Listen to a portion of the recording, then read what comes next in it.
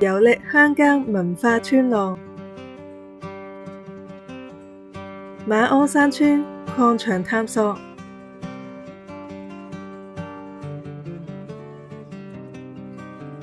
第2集：消失中的鐵礦場。而家喺馬鞍山公園，我而家去馬鞍山採礦歷史展覽場嗰度參觀。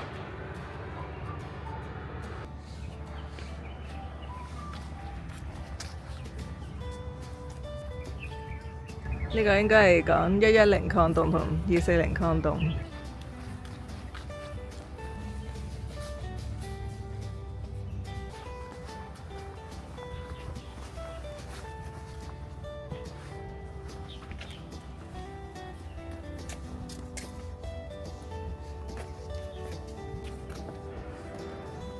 馬鞍山地質圖。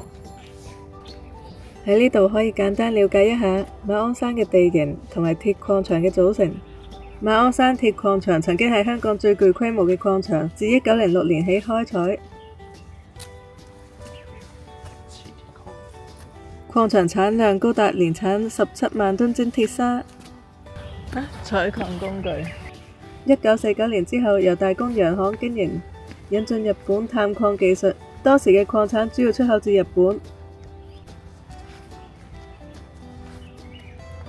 不過唔知佢係點採，欠缺解說。雕刻在地礦工工作狀況。喺馬鞍山上面，全盛時期有大約3000名礦工，仲有差唔多成萬人居住啊，形成咗獨特嘅礦村社區。呢個着咗礦工衫同戴咗頭燈。直到1976年，礦場因為全球競爭力下降而結業。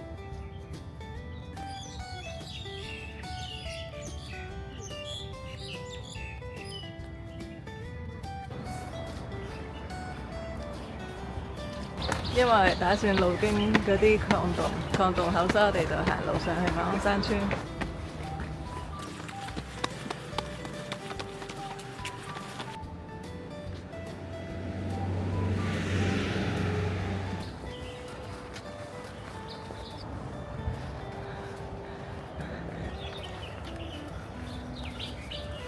呢個係信義新村。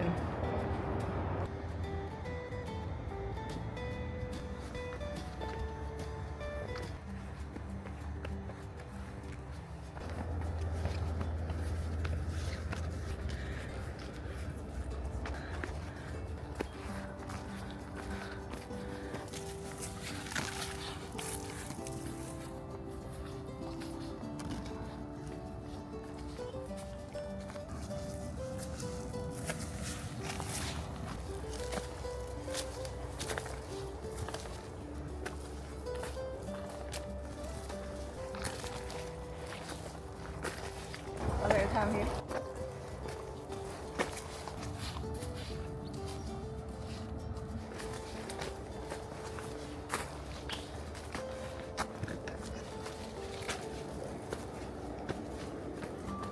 我哋而家轉入個分岔路。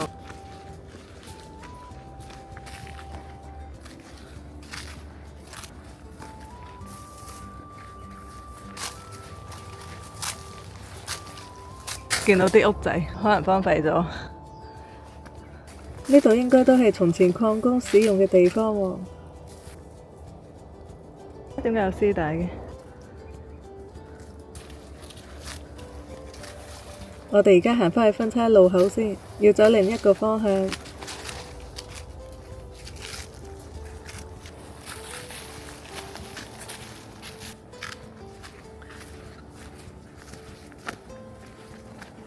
見到啲嘢喎，見到間屋仔喎，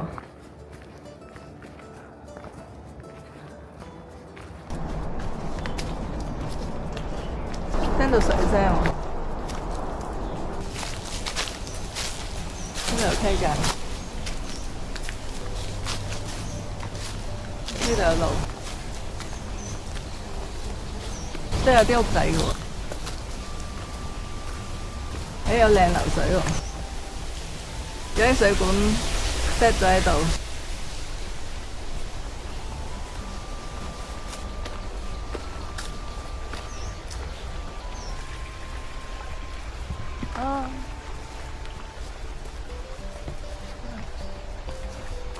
度係110礦洞口啊。110ml 礦洞已獲評級為2級歷史建築。我哋啱啱路過旁邊嗰個建築物係機械室。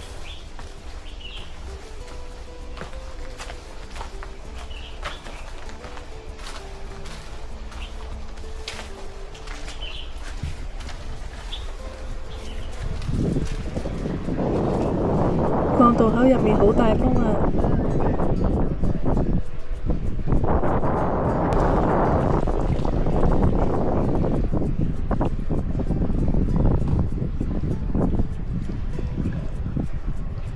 ！ml 嘅 m 係 meter，L 係 level，110ml 就係110米高。110ml 礦洞喺1961年開始挖掘，1963年完成。呢個礦洞係馬鞍山鐵礦場嘅核心運輸坑道，礦工會將地下採集嘅鐵礦石經電動礦車運出去戶外到選礦廠。110ml 礦洞喺1981年被封閉，而家已經禁止進入。其實頭先係俾啲流水引咗過嚟，跟住就發現咗110礦洞口啦。呢間曾經係一個辦公室嚟㗎。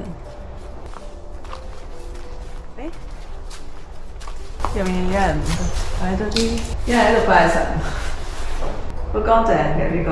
呢個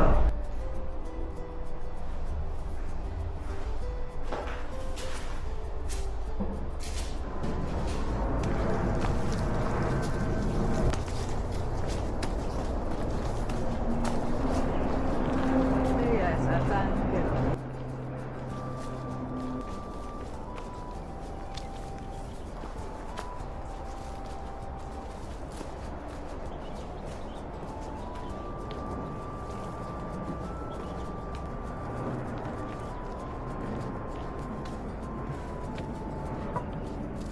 呢條路好行好多喎，呢邊入。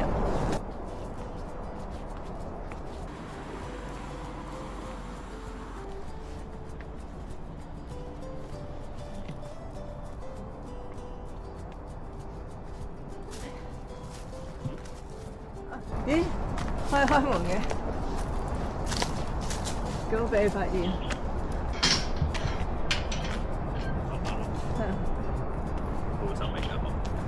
繼續行車路。喺110礦洞口走出嚟馬鞍山村路，斜對面就係落去選礦廠嘅入口。而家呢條小路係前往恒安村同埋耀安村嘅捷徑。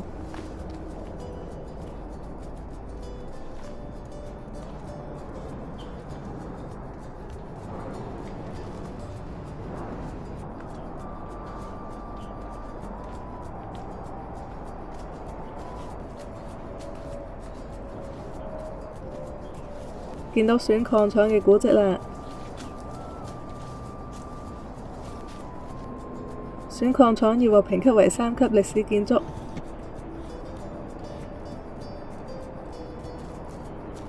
舊時礦工會喺選礦廠將礦石打碎、研磨、沖洗，再以電池吸取，將礦石中嘅有用礦物與密石分離，從而提升礦石嘅品質。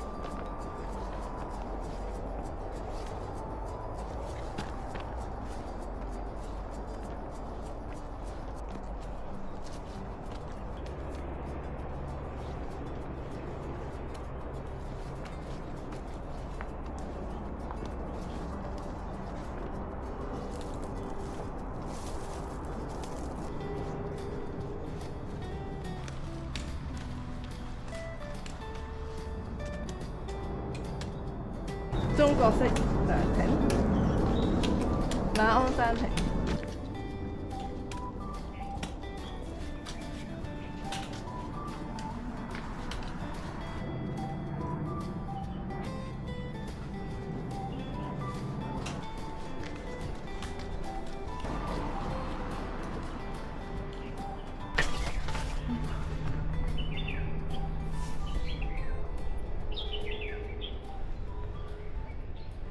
下面就係馬鞍山村。呢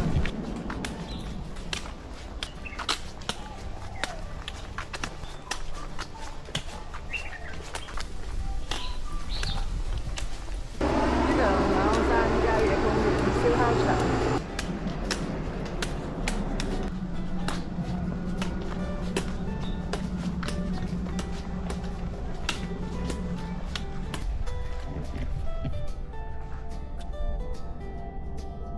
過下代車呢度很平。呢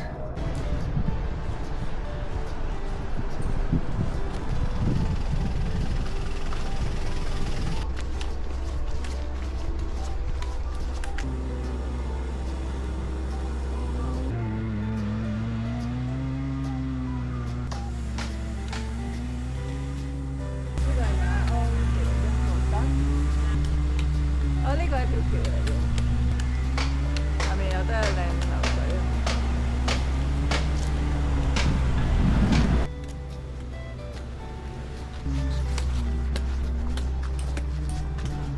啊！望到靚山景啊！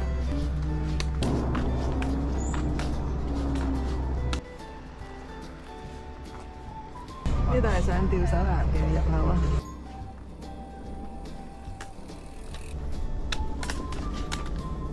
睇到好靚嘅山。吊手岩、牛華山、馬鞍山，呢度見到標距住 C3301。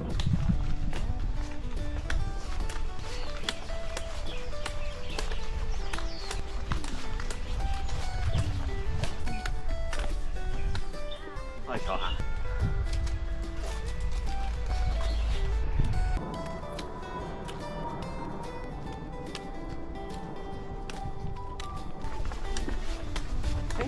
呢度好容易 miss 咗個入口冇指引，但係突然間見到條路。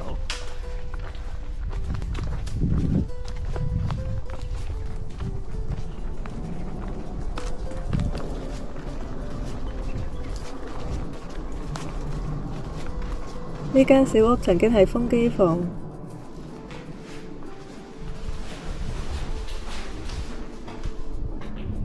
好乾淨。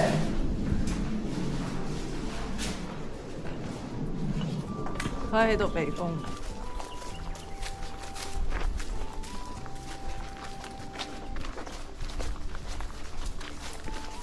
呢度有一個，下面係礦場警衛室。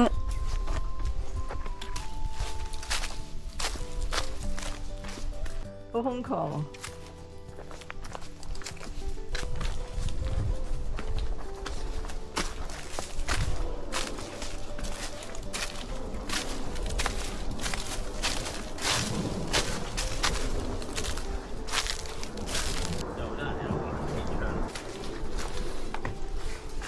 啲磚頭，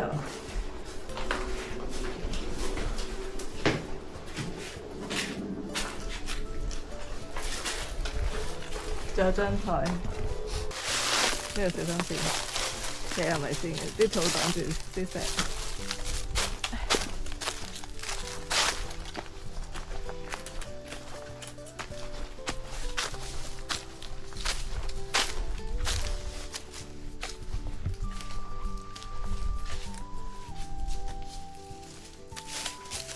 泥嚟嘅啦呢度，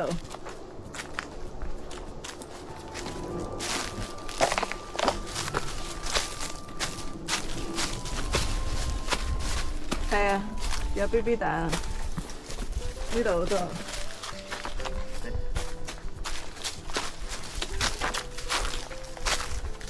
但係呢度跑好易跌低。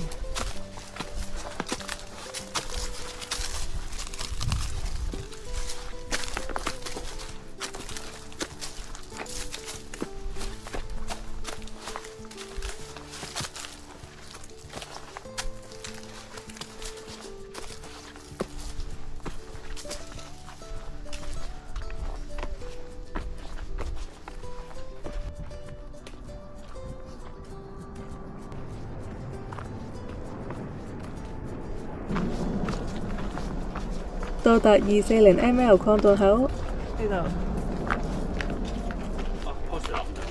呢棵樹係之前未冧嘅咩？冇記錯冇冧嘅。哦，佢成棵樹死咗。咁係咯，咁犀利。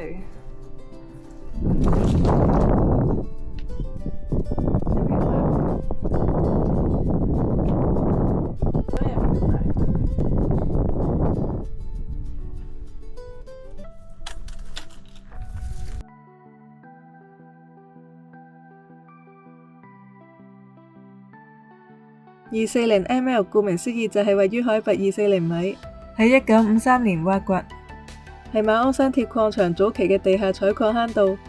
嗰陣時礦場由露天轉向地下爆破採礦，鐵礦石會運至110坑道，喺選礦場篩選後就運出去碼頭出口至日本。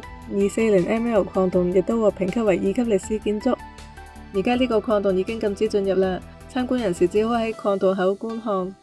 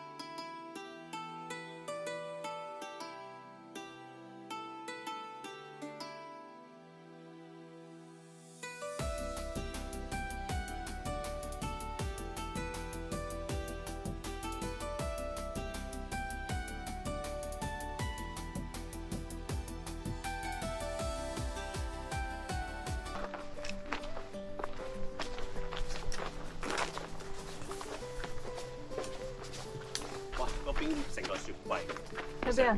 係喎，點解俾你發現？點解擺到上去嘅？幾時？唔知啊，吹到上去？應該唔會吹上去，上面抌落嚟。洗衣機嗰度都有個。喺邊啊？下面。咦？呢度有條路落添喎，係喎，真係洗衣機嚟。呢部洗衣機曾經被擺喺路邊，我哋上年3月30號見過，而家俾人掉到落下面喎。係咪嗰次打風吹冧咗？係咯。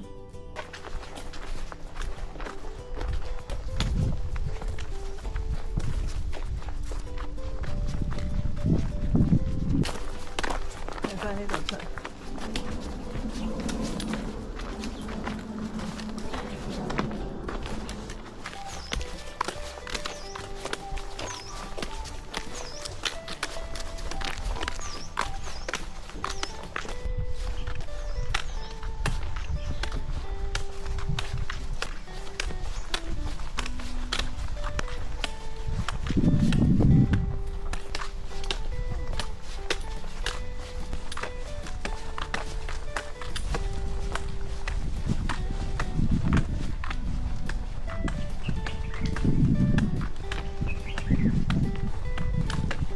到達村北總站啦，嗰邊上昂坪。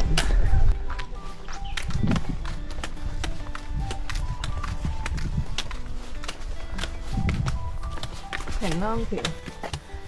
我哋今晚露營嘅地方鞍山探索館，原名係信義會恩光堂，建於1952年，曾經係礦場全盛時期礦工同埋佢哋屋企人嘅宗教及生活中心。教會除咗會傳福音、亦都會派發食物同埋衣服、贈醫施藥，甚至營辦學校。教會喺當時被視為山上嘅救濟站。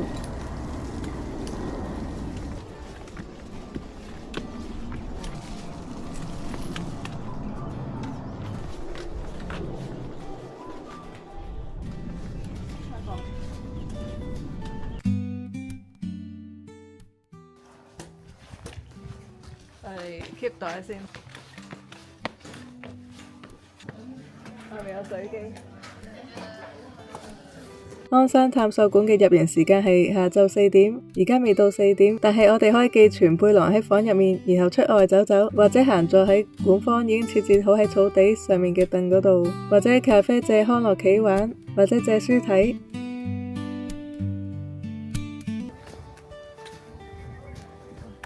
而家係露天採礦場，係啊。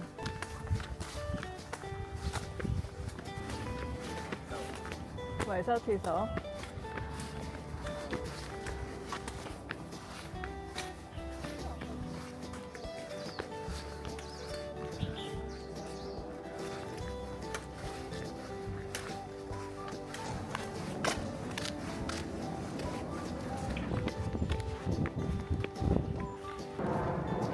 喺呢個離地停車場隔離有個上山嘅入口。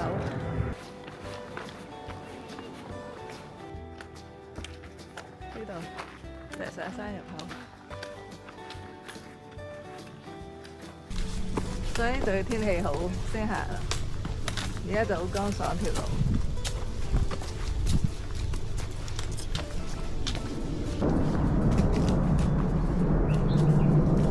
我有冇行錯？有冇條好行啲嘅路啊？定係就咁上？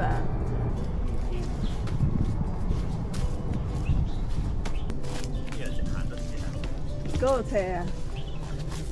呢度有啲嘢可以扶下，嗰度斜我小心。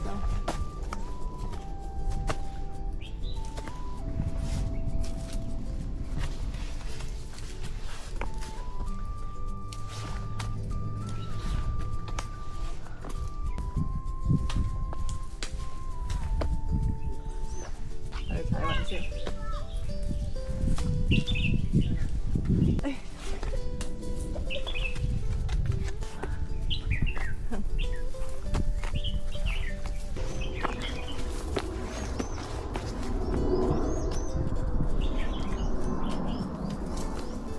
呢邊有條路，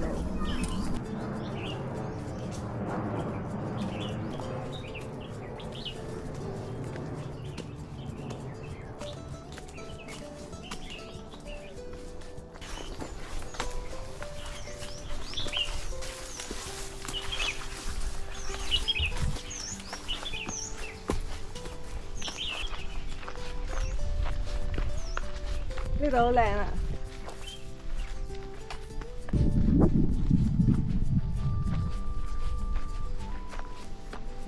呢度係露天採礦區，人哋話呢度係拍武俠片都會揀呢個場景。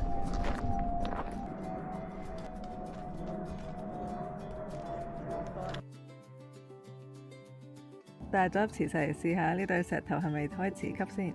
試下呢個，唔得會跌。呢個都唔係，呢個唔係。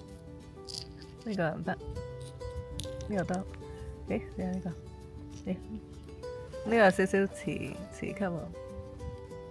馬鞍山係出名有磁礦石啊，呢個吸得實啲，掉轉都唔會跌。呢個都可以喎，顏色咁大分別嘅兩個石頭，呢個都得。咁其實呢4個都係磁礦石嚟嘅，呢4個。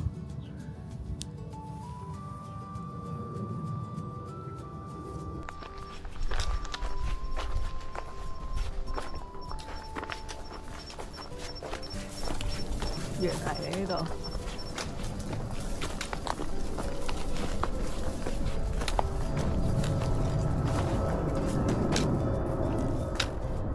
呢度有一個儲水池。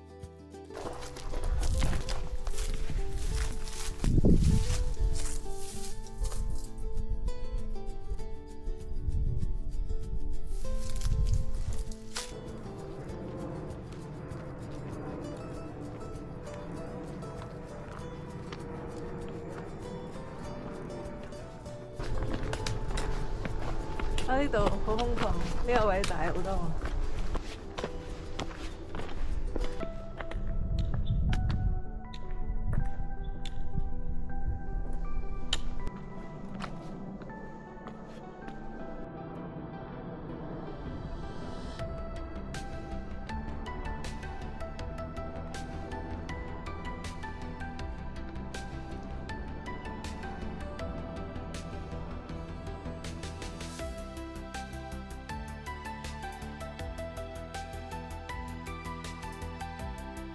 露天採礦區位於馬鞍山嘅山腰。馬鞍山鐵礦場早期以露天開採為主，其後由於地表礦產耗盡，加上喺1959年有山體滑落風險，露天採礦停止，全面轉為地下坑道採礦。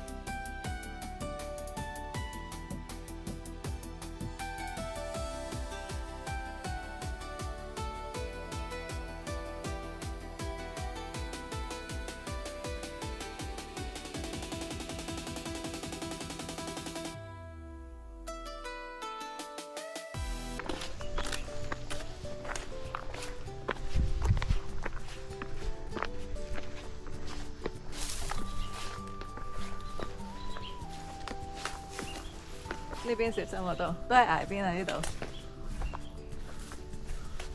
呢度都幾靚。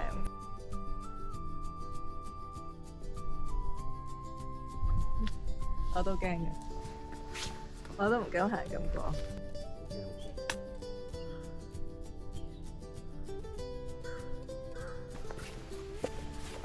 我唔係打算行呢度喎，應該係入林嘅喎，唔會咁貼崖喎。揾條路先，喺呢度啊，好似呢度咯，係咩？嗰度入去唔似嘅，試下。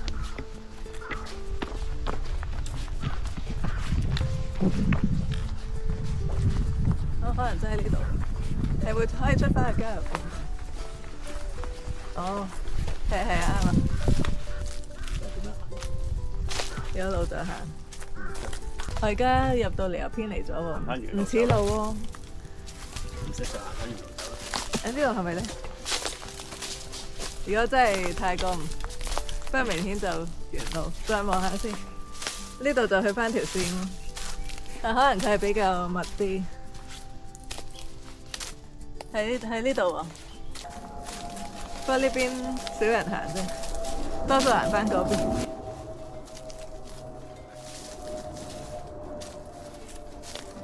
好容易唔知入邊。我睇下條路顯唔顯啊？如果太唔顯啦，就翻轉頭。係啊，唔顯。雖然冧咗樹同埋，好啦，翻轉頭啦。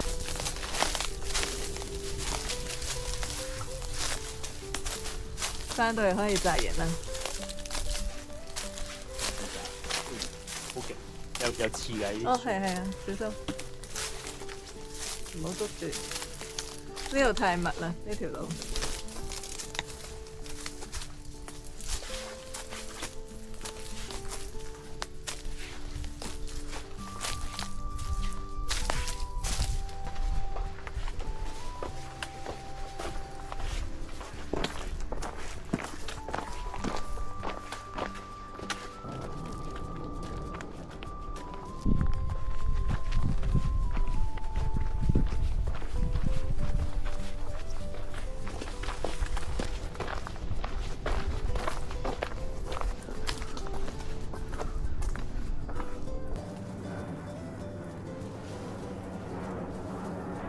真係落山小心啲，嗰個都幾斜。我喺側跟落會好啲，有啲位窄啲可以棘住。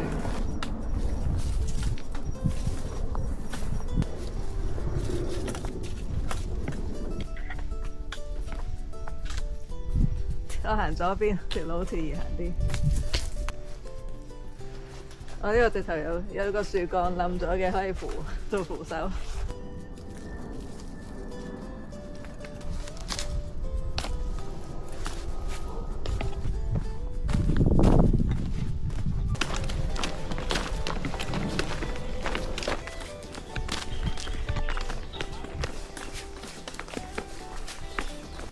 返到鞍山探索館，喺房入面攞返啲嘢。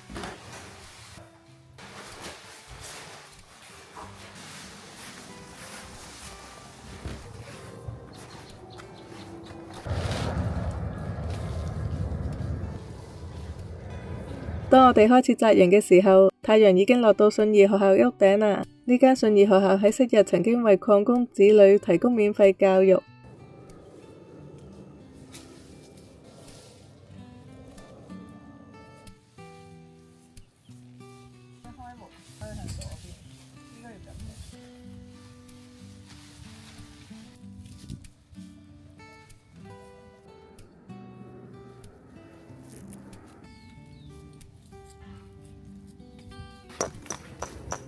原來可以借錘嚟揼釘喎，唔使用石頭，呢度都好難揾到硬石頭。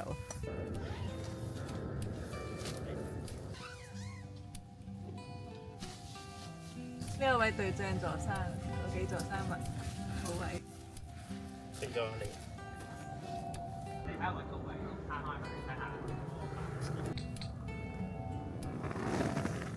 我哋帳篷望出去嘅景啦，對正晒座山，聽日可以睇日出。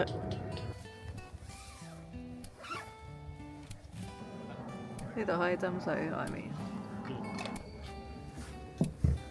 洗手間同淋浴間喺下一層，洗手同埋洗碗都可以喺洗手間外面嘅星盤嗰度處理。淋浴間其實就喺廁格入面，係儲水式熱水爐，男廁同埋女廁各有2個廁格。鞍山探索館呢度設置咗呢部機，名叫山手掣。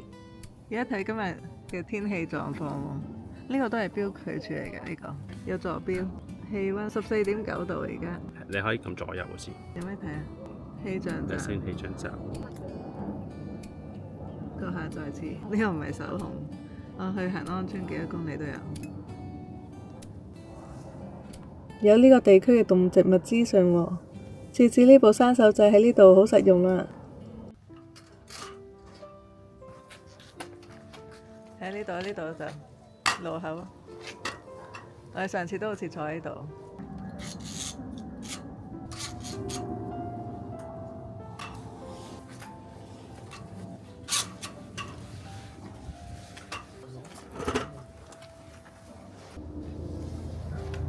天色好清，望到月亮啦。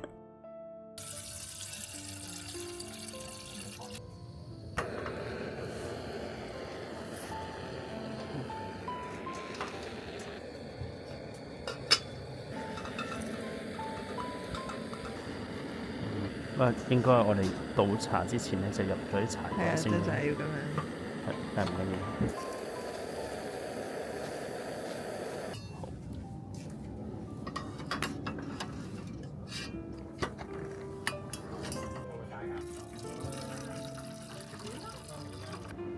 可以喺咖啡入面裝熱水。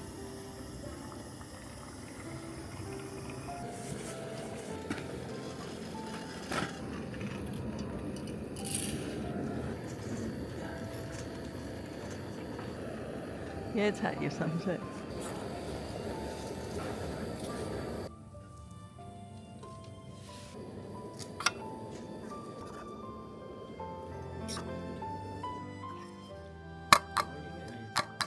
得啊，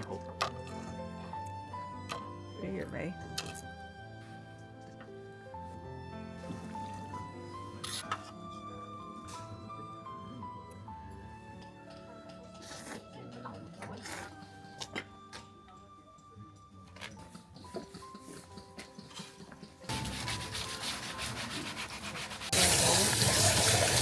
夜晚11點幾，我哋準備瞓覺啦。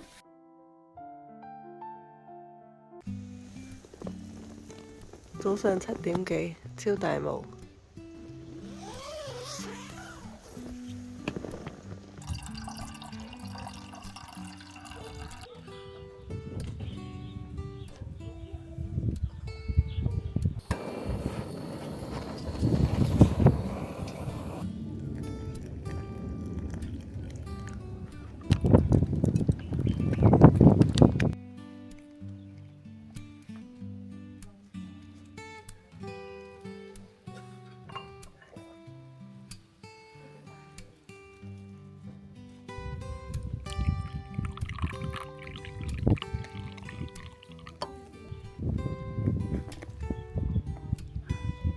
呢度見到天主堂聖若瑟堂喺嗰度，唔知行唔行到過去，已經荒廢咗㗎喇。對面隻狗應該喺度揾廁所。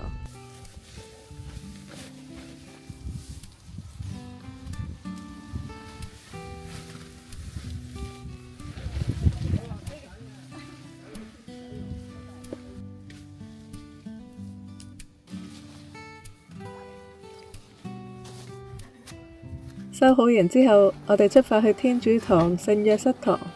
早晨，佢有間好靚嘅屋，而家喺村巴站呢邊進入，而家準備行過去天主教堂聖若瑟堂嘅正門。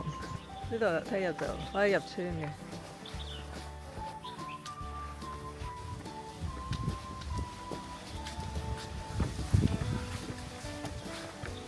呢個分岔路。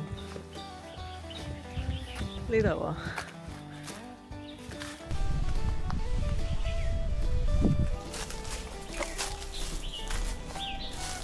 哇冧住喎！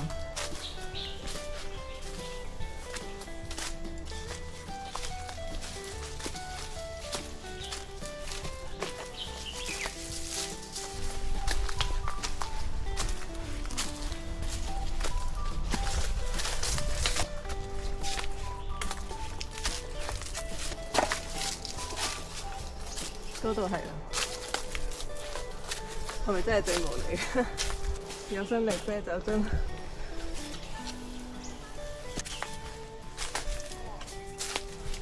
喺呢度啦。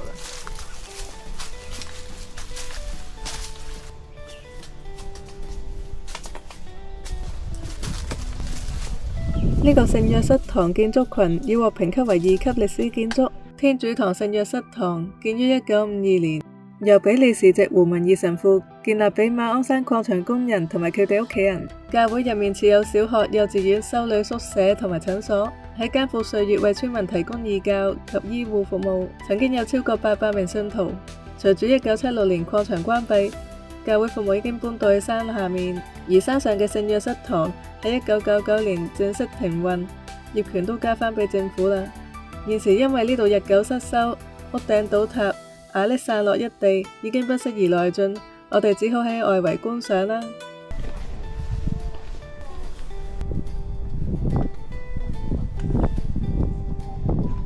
有人啊！有人安心啊！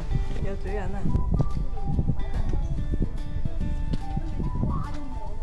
係向左走。早晨。早晨。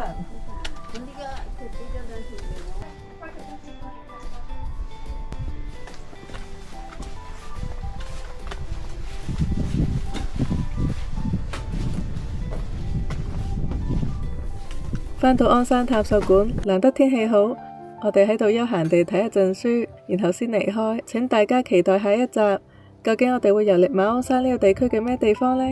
再見。